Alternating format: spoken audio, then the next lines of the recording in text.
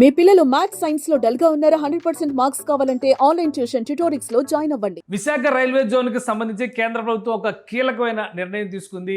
జనవరిలోనే ప్రధానమంత్రి Narendra Modi Visakhapatnam railway zone భవనాలకి శంకుస్థాపన పనులు చేశారు. కానీ భూమి కేటాయించిన రాష్ట్ర ప్రభుత్వం భూమి కేటాయించినప్పటికీ కూడా పనులు ఒక్క అడుగు కూడా ముందుకు జరగలేదనేటువంటి విమర్శలు ఇప్పటివరకు వినిపిస్తున్నాయి.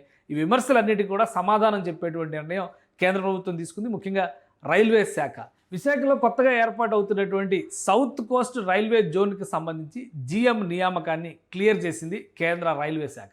దీనికి సంబంధించినటువంటి ఆర్డర్స్ కూడా రిలీజ్ అయిపోయినాయి. ఏ పనులైనా ముఖ్యంగా రైల్వే జోన్కి సంబంధించినటువంటి పనులు జరగాలంటే వివిధ స్థాయిల్లో అధికార యంత్రాంగాన్ని నడిపించేటువంటి అధికారి ఒకరు ఉండాల్సిన అవసరం ఉంటుంది. సో ఆ క్రమంలోనే సౌత్ కోస్ట్ రైల్వే జోన్కి ప్రధాన అధికారిగా భావించేటువంటి ఏ రైల్వే జోన్కైనా కానీ ప్రధాన అధికారిగా భావించేది GM post. So south central railway zone మనం చూస్తే కనుక ఇక్కడ జనరల్ మేనేజరే ఆర్గనైజ్ చేస్తూ ఉంటారు సికింద్రాబాద్ కేంద్రంగా. అదే తరహాలో విశాఖలో ఏర్పడుతున్నటువంటి సౌత్ కోస్ట్ రైల్వే జోన్కి సంబంధించినటువంటి అపాయింట్మెంట్ని కేంద్ర ప్రభుత్వం కంప్లీట్ చేసింది. దాని ఆర్డర్స్ కూడా రిలీజ్ చేసింది. ఎవరికి అవకాశం వచ్చిందో ఒకసారి మనం చూద్దాం. ఎందుకంటే చరిత్రలో నిలిచిపోయేటువంటి స్థానం ఇది. సౌత్ కోస్ట్ రైల్వే జోన్ మొదటి జీఎం ఎవరంటే ఫస్ట్ ఆయన పేరు చెప్పాల్సి ఉంటుంది. ఇది కేంద్ర ప్రభుత్వం రైల్వే శాఖ రిలీజ్ చేసినటువంటి ఇది రైల్వే బోర్డుకి సంబంధించినటువంటి డాక్యుమెంట్.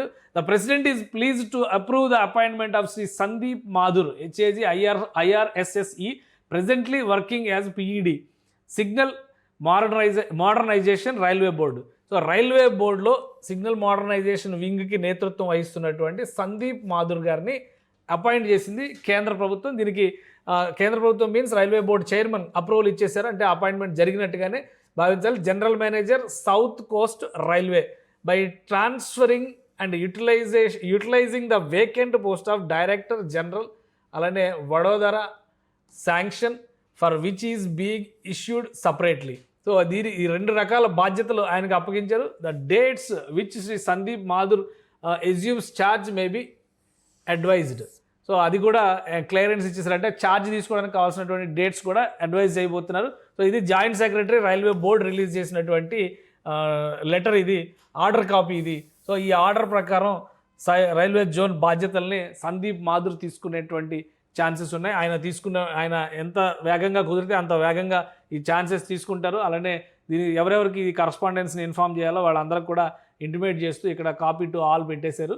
సో ఇది రైల్వే జోన్ కార్యాలయం, సౌత్ కోస్టల్ రైల్వే జోన్ కార్యాలయం ఈ విధంగా నిర్మాణం జరగబోతుంది. దీనికే రాష్ట్ర ప్రభుత్వం భూ సేకరణ జరిపి హ్యాండ్ ఓవర్ చేసింది.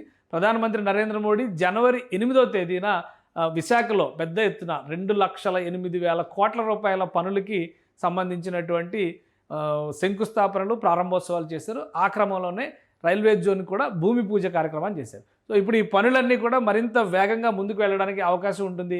సౌత్ కోస్ట్ రైల్వే జోన్కి సంబంధించి head of the institution appointment జరిగింది కాబట్టి ఈ పనుల పర్యవేక్షణ, వాటి రిక్వైర్మెంట్స్, అలానే ఫైనాన్షియల్ రిక్విజిషన్స్, స్టేట్ గవర్నమెంట్తో కోఆర్డినేషన్, కేంద్ర ప్రభుత్వం నుంచి తీసుకోవాల్సినటువంటి సహకారం, అలానే ఇందులో ఉన్నటువంటి డివిజన్ల విభజన ప్రక్రియ కూడా చాలా ముఖ్యమైనది. ఎందుకంటే ఇది ఒకవైపు ఈస్ట్ కోస్ట్ రైల్వే జోన్తో ఇంకోవైపు సౌత్ సెంట్రల్ రైల్వే జోన్తో ముడిపడి ఉన్నటువంటి ప్రాంతాలు ఇందులో ఉన్నాయి. కాబట్టి ప్యూర్గా ఆంధ్రప్రదేశ్ పరిధిలో ఉన్నటువంటి రైల్వే ట్రాక్స్ మ్యాక్సిమం ఈ జోన్ పరిధిలోకే వస్తాయి. కొంత భాగం మాత్రం కర్ణాటక, కొంత భాగం తెలంగాణకు సంబంధించినటువంటి రైల్వే లైన్లు వస్తాయి. అలానే ఒడిశాకి వెళ్ళేటువంటి జోన్ కూడా డివిజన్ కూడా విభజన జరగాల్సినటువంటి అవసరం ఉంది. సో ఇక ఆ పనులన్నీ కూడా శరవేగంగా ముందుకు వెళతాయి. అతి త్వరలోనే అఫీషియల్గా ఒక విధంగా చెప్పాలంటే జీఎం అపాయింట్మెంట్ జరిగిందంటే జోన్ ఎగ్జిస్టెన్స్లోకి వచ్చినట్టుగానే భావించాల్సి ఉంటుంది. కార్యాలయాలు నిర్మాణాలు పూర్తి కావడానికి 2 ఏళ్ల సమయం 3 ఏళ్ల సమయం పెట్టారు కాబట్టి నిర్మాణాలు అవి పూర్తి అయ్యేటప్పటికీ అవుతాయి. కానీ పనుల విభజనకు మాత్రం ఒక ప్రక్రియకి శ్రీకారం చుట్టినట్టుగా మనం భావించాల్సి ఉంటుంది. అతి త్వరలోనే అఫీషియల్గా జోన్ ఆవిర్భవించినటువంటి విషయాన్ని కూడా నోటిఫై చేసేటువంటి అవకాశం ఉంటుంది.